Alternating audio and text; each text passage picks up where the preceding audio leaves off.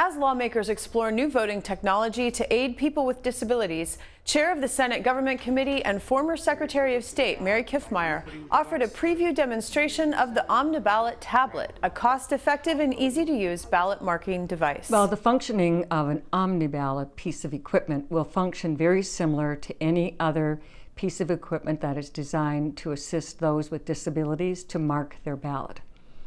And so it'll have a keypad that will have the customary forward, up, down, reverse, back, hold, stop, pause. It'll also have the customary sip and puff type of equipment for those who may be paralyzed that they need to use. It would also have just a whole variety of features that today are normal and customary in any piece of equipment that is marking the ballot on behalf of a voter.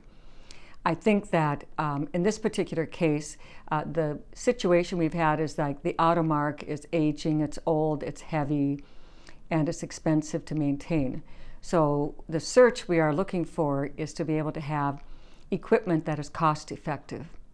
These are not necessarily pieces of equipment that get heavy use, but they are required by both federal law, the Help America Vote Act, and Minnesota state law to be in every single polling place available there.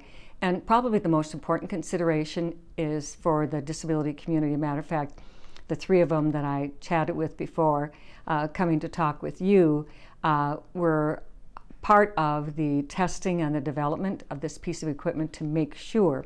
And Minnesota's community that has disabilities is very active and very involved in this kind of equipment.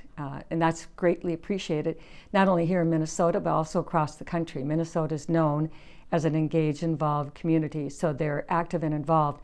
And that helps make sure that when a company does come out with some equipment, that has been field tested by those who actually have to use them. But the main thing is preserve the paper ballot we have today, and we have it today, and not change that.